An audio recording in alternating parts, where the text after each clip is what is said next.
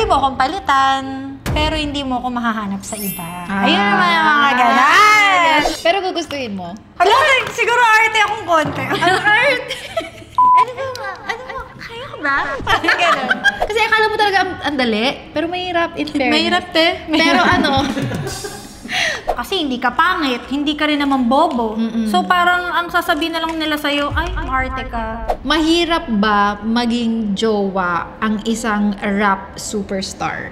Mahirap. Lagi ako nakakabasa na, ang swerte mo, ganyan. Ang swerte mo kasi, boyfriend mo, ganyan, ganito. I think pag babae, may ano talaga, may emotional attachment. Oo, kasi parang di ba may saying na dalawa yung ulo ng lalaki.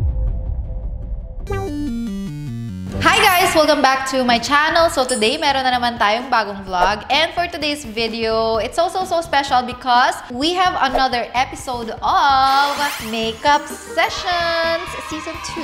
And for today's guest, I'm so excited. I love her energy, the hot, bold, and sexy Vixen Fantasy, Angelica!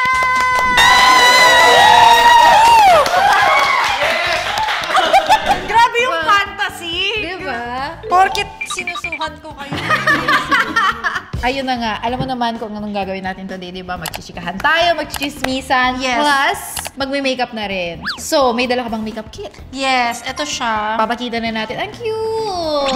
Very curve yung kanyang makeup kit. So anyway guys, habang naglalatag ng kanyang mga makeup is don't forget to like, comment, and share this video. And also guys, please follow Makeup Sessions on IG.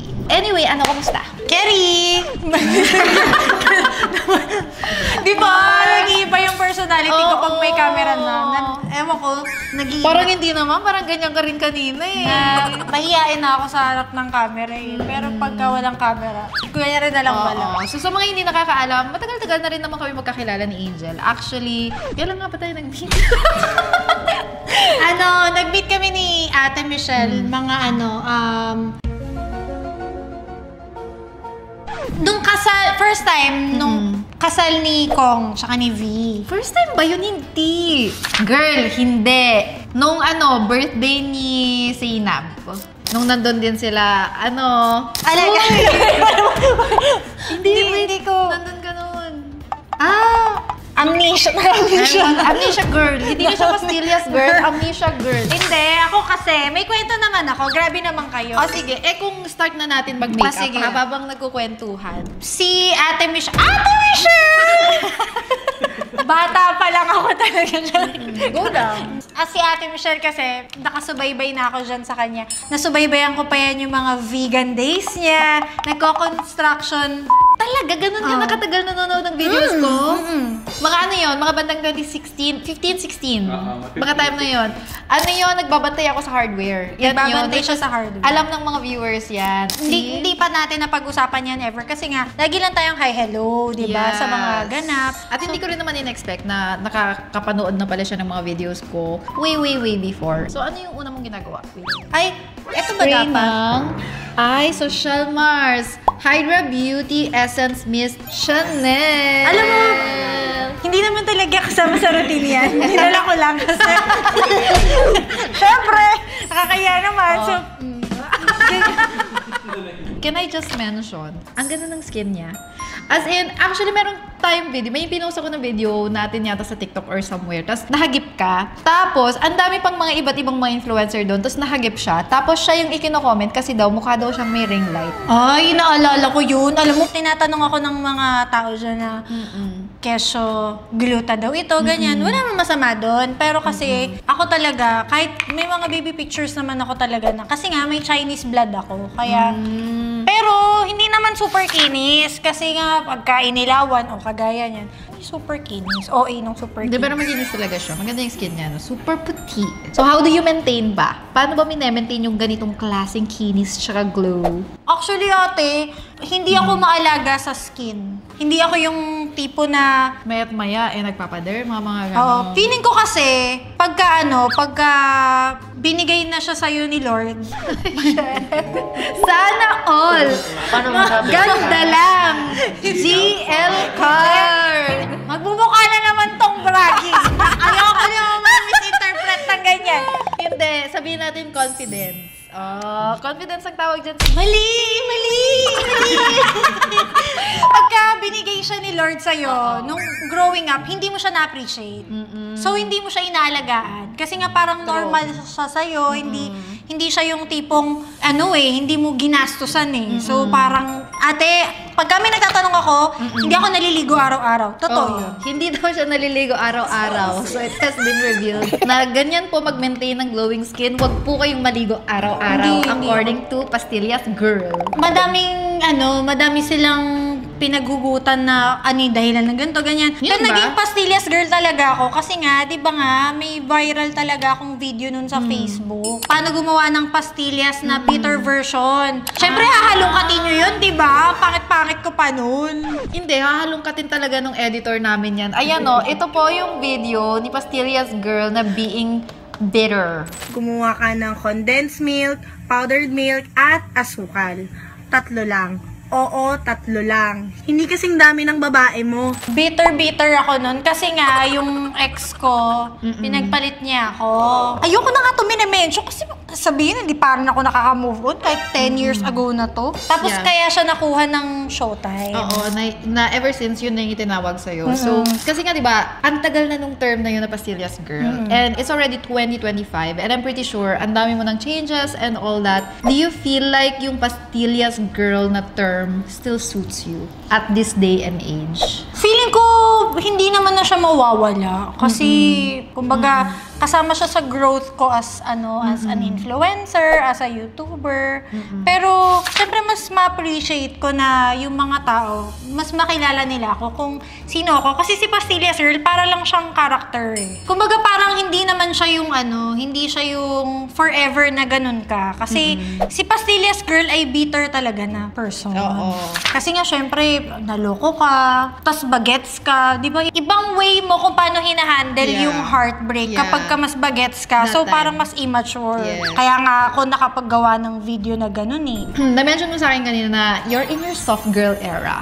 Di ba? Can you describe ano yung usual bedtime routine mo or nyo ni Flo G, kahit like, paano before kayo matulog sa gabi? Ano yung usual routine ninyo? Hindi talaga rin ako natutulog ng maaga eh. Nasanay ako na, di ba pagka nung active pa ako YouTube nun, mas feel kong mag-edit, mag-isip ng kung ano-anong chika pagka madaling araw. May term doon. Ano nga ang term yun? Yung night owl? Parang gano'n.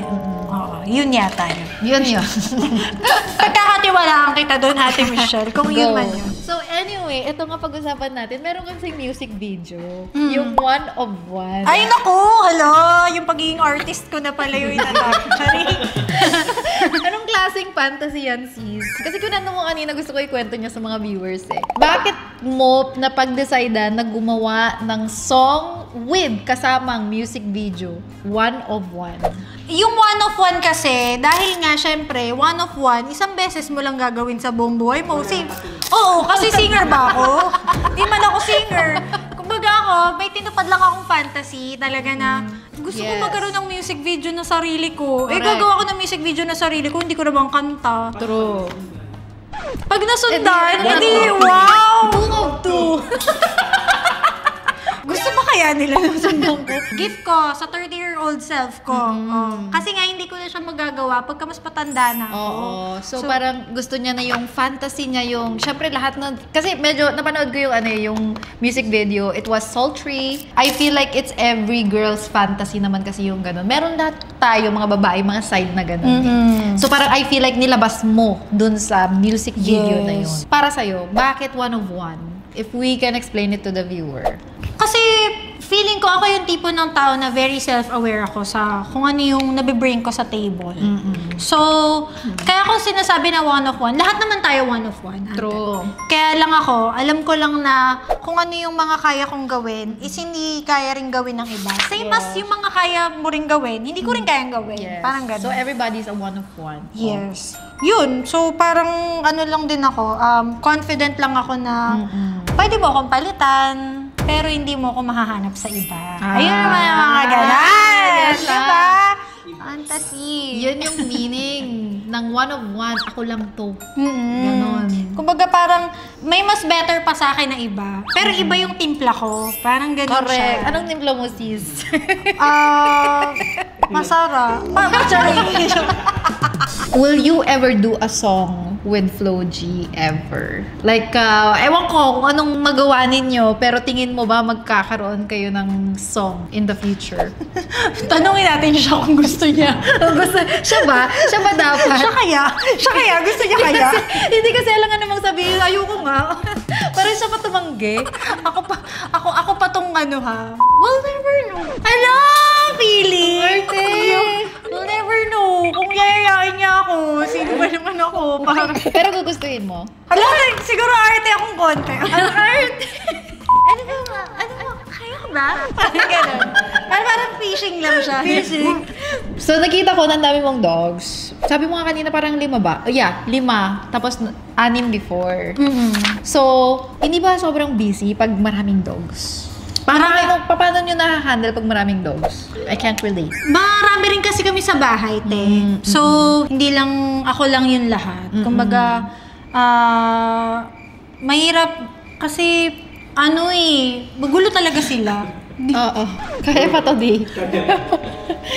Alam mo, ang hirap talaga mag-makeup habang See? Challenge yan. Challenge yan talaga dito sa series namin. Paano napagsasabay ng aming guest ang mag-chika tsaka mag-makeup. Kasi akala mo talaga ang dali, pero mahirap in fairness. Mahirap, te. Pero pero kaya natin to. Itatawid natin to, sis. So, based on your personality, are you more of a golden retriever type of personality or black cat? Kasi, di ba, merong term on the internet na pag golden retriever, it's more of energetic, yung parang sweet, ganyan. Tapos pag black cat naman, nonchalant, ganon, yung medyo snob. Tinatry kong maging golden retriever. Sweet, ganon. Pero, parang sabi mo nga kanina, mas parang feeling mo, more on ako, di ba? Yeah, I feel like, kasi, feeling ko kasi kay Angelica, parang, on the outside, she's more of a golden retriever kasi nga, sweet and energetic. But then I feel like, inner niya is parang black cat siya. Na nonchalant, na parang yun nga, sabi nga niya kanina, pag galit daw siya. Pero feeling ko, nagmula talaga yung ganong personality ko na gusto ko na, sabi nga nung sister ko, very people pleaser ako. Nagmula yung personality ko na yun kasi bata pa lang ako, target na ako lagi ng mga hate. Kasi hindi pa katarungan sa mata ng tao na overachiever kasi ako, te. Tapos matalino ka pa. Tapos, hindi rin naman ako tsaka nun. Kumbaga, nag-glow up lang ako ngayon. Pero, feeling ko naman nung time na yun, May itsura. yung ganda ko nun, yun yung usong ganda nun. Oo. Patok yung... Yung mga mapuputi, no? Mga chinita. So, parang too good to be true yun na blessed. Sorry, hindi blessed. Yung Pero hindi, I understand what you're saying. Kasi parang minsan, when you're like that nga, yung blessed, yung sinasabi nating blessed, talaga lapitin ka ng either inggit or ng hate. Kasi nga parang, syempre, ang question ng ibang tao is parang, ba't meron sa kanya lahat? Tapos, ang sinasabi ng mga tao na, yun nga, parang, ang pinaka ibabato na lang nila sa'yo, kasi hindi ka pangit, hindi ka rin naman bobo. So, parang, ang sasabihin na lang nila sa'yo, ay, maarte ka. So, na-learn ko na, to balance everything out, that hindi ka maarte. So, anyway, nasan ka na? Ano nang ginagawa mo? Halo-halo. Hindi na rin alam. Halo-halo, nagbo-blush ako. Pero nagbo-blush on siya ngayon. And ang gamit niya is Strokes na yung cream blush, which is the shade Ladylike. Diyos ko, napaka-light. Pag ako gumamit nito, Mars, hindi makikita sa skin ko to. Pero, syempre, pag maputi, kitang-kita. Sabi mo kanina, 15 kayo sa bahay. So, sa isang malaking bahay, 15 kayo doon. And sabi mo, si Flo G, meron siyang sariling team. Ikaw naman may sariling team. Ano nangyari? Paano naging 15 na tao ang laman ng isang mansion ninyo? Ano nangyari doon? Oo, inong mansion, te. Hindi ba pwede nagsisiksikan lang kami? Go. Assume yung mansion. Nung pandemic, ang hirap mag-work ng papasa mo pa yung ganito, aantay mo ulit pabalik, revisions, ganyan. Akala nila kasi sa YouTube, ganun-ganun lang. Akala nila pagka i-upload lang, hindi naman nila alam na ini-edit pa yan, kino-conceptualize pa yan. So, buong team talaga ang pagbuo ng mga content. So, kaya kami dumami kasi ayaw na namin pahirapan yung mga sarili namin. Gusto namin na bumuo na tayo dito ng team talaga na in-house. Kaya bumuo ako ng home for everybody. So, kumbaga, yung mga taong nakatira na 15 na doon is, wait, kasama mga kapatid mo, di ba? Pati mga kapatid mo. And then, on the other side naman are the editors or lahat-lahat na ng part ng staff nyo and everything. Tagaluto, tagalinis, oo. At sabi ng sister mo kanina, ikaw daw ang Mima. Ikaw ang Mima ng bahay. Bahay ni Mima. Paano nag-manage ng isang bahay na may 15 na tao? Hindi siya madali kasi iba-ibang personality yung pinagsasama-sama mo sa isang bahay. Pero feeling ko, kapag ano mo sila, yung komportable kayo sa isa't isa, kunyari kung may problema, kaya kong sabihin sa kanila na, oh, may problema ka ba? Bakit may nadadama yung work? Ganyan. Ako kasi, very ma-communicate naman ako. Madali rin ako makaramdam. So, kaya kong kausapin kung ano yung language na maiintindihan ako ng isang tao. Kasi nga people pleaser ako, te. Anong language ba yan? Depende kasi may mga tao na kailangan, bago kanya iintindihan, galit ka muna. Pagka soft mo sinabi, papasok lang dito, lalabas dito. Hindi papakinggan. Ano na? Paano ulit yun? Oo nga, no. Hindi pa. Parang ganun yung eksena niya. Pero may mga tao rin na hindi naman mo pwedeng i-harsh. Paano ang isang Aries na tulad mo, kasi ang zodiac sign niya kasi Aries eh. Paano na ang isang Aries merong pasensya sa 15 na tao ngayon? Sa mga hindi nakakaalam, pag Aries kasi mabilis magalit, mabilis pumitik. Kasi parang mahirap din, burden din yung lagi kang galit. True. Ako, mabilis talaga ako magalit. Kahit naman na sinasabi ko na wina-workout ko siya, on the outside lang yun. Iba pa rin yung battles ko on the inside pagkagalit ako, syempre. So, ang tagal nyo na ni Archie, which is, sa mga hindi nakakaalam, Archie ang real name ni Flo G. Ito, ang question ko is, mahirap ba maging jowa ang isang rap superstar? Mahirap. Number one time, busy eh. Busy siya. So, kailangan understanding ka na not all the time talagang ang focus ay nasa iyo. Pero, yun nga, compromise lang din talaga. Tapos yun, papasayahin mo lang. Ako, Kaya minsan nga, di ba, may isip mo, saan pa kaya ito kumukuha ng mga ideas sa mga kanta nila? So, parang minsan, iintindihin mo rin yun na may mga, mga naiisip sila dyan sa ulo nila. True. And sabi nga niya kanina is that yung path ngayon ng pagiging rap superstar ni Flo G is hindi yung typical na rapper na more on ang mga topic about mga bad influence. Si Flo G daw is more on the good influence kind of rapper, more on the artistic side. So, do you feel like it reflects him personally, itong parang pagiging, yun nga, good influence niya as a rapper, ganun din ba kasi talaga siya as a person? Oo, kasi yung mga nirarap niya ate, more on niya yun, yung mga experiences niya before nung wala pa siya. Tapos yung ngayon na meron na siya.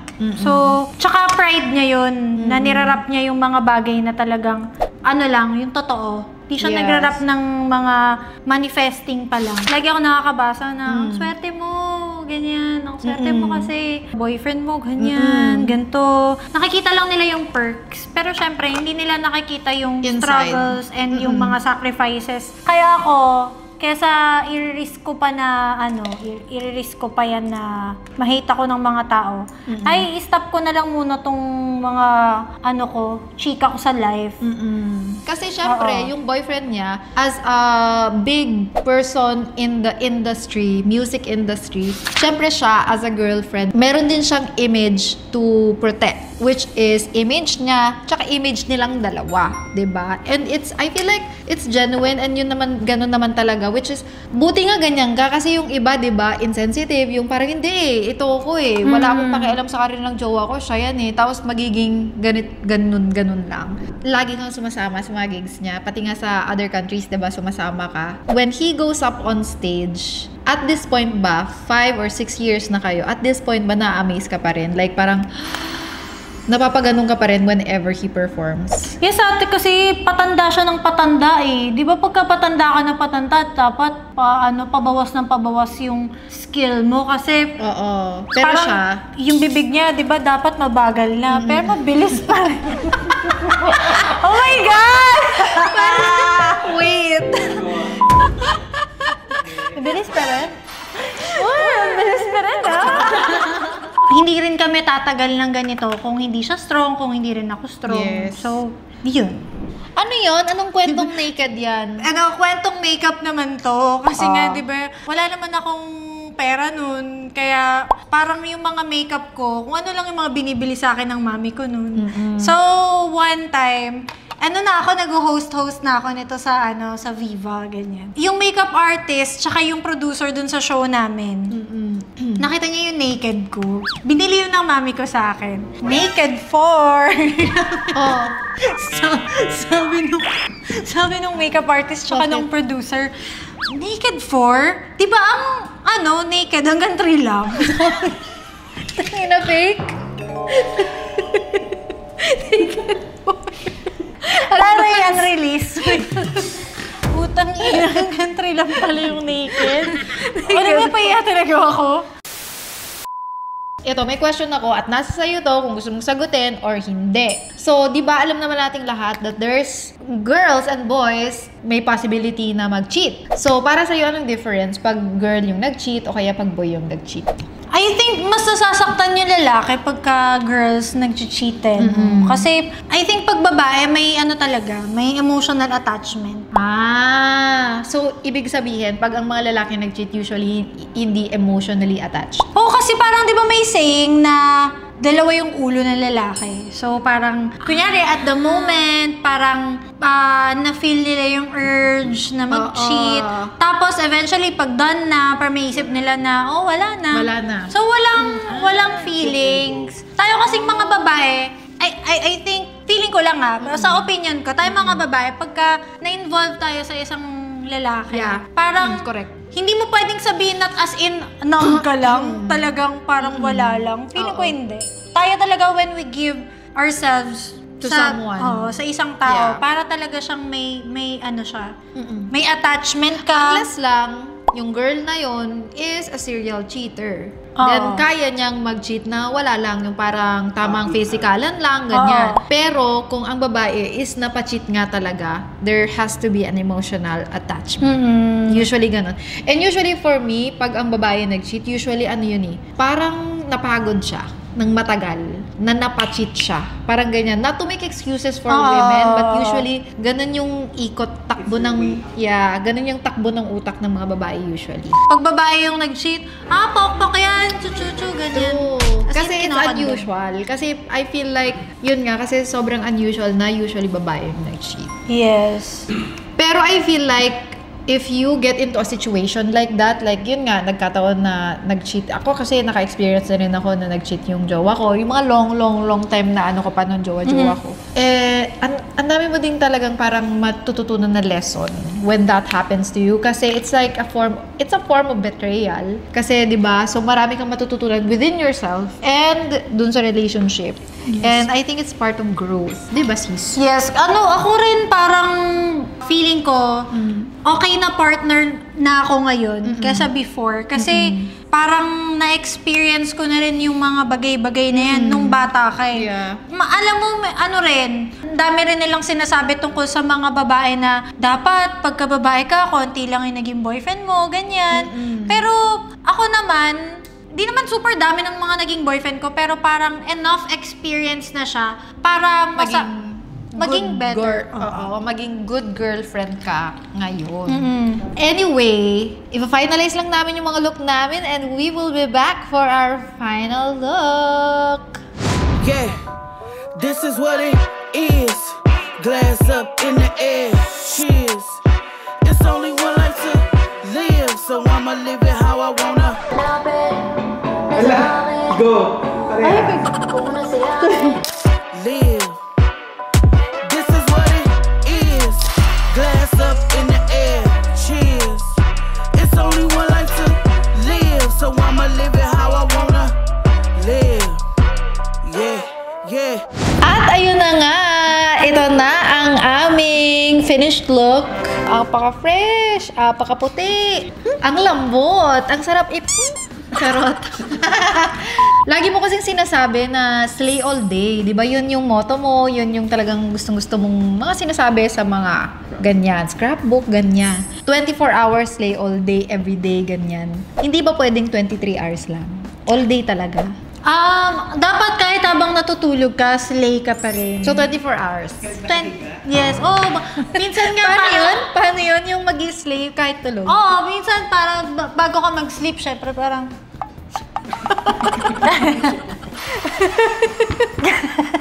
So anyway, thank you so much. Thank you, ate. Siya pag-join sa ating makeup sessions and ang ganda ng episode. Sobrang ang dami naming natutunan sa'yo. Ako rin ang dami ko natutunan sa'yo. So ayun, meron ka bang gusto i-promote? Wala. Kasi hindi na ako nagpa-vlog. Hindi, pero follow me on my socials. Kasi kahit hindi naman ako nagpa-vlog, you'll never know. You'll never know sa amats ko. Angelica J. Niap, may checkmark naman ako sa Facebook. And Angelica J. Niap sa Instagram. Angelica J. Yap sa TikTok. And sa YouTube, Angelica J. Niap din. Correct, ayan. And also panoorin nyo yung kanyang music video. One of one. Paano yan? At ang hanapin na sa akin. Slow mo to Yung ano niya. Go. Dapat mas babagal dyan kasi sa slow mo niya. Go. Hindi mo kaya. Hindi na nga siya na nga yung mag-i-slow mo, diba? Hindi ikaw yung mag-i-slow Hindi mo. ate, yung bibig kasi yun. Okay. Isa-slow mo niya. Go. Dapat mabilis. Oo, kasi... Mali. Sorry, Naman, te. isa pa, go. Hindi mo kaya na makita pa sa iba. Ano mo kaya? Kumayas pa, nakilala mo nag-iisa. Hindi mo kaya na makita pa sa iba. Kumpara sa mga nakilala mo nag-iisa. Okay, anyway, sige na nga. Thank you so much for watching this episode, you guys. Please don't forget to like, comment, share, and subscribe till our next episode. Bye! Bye!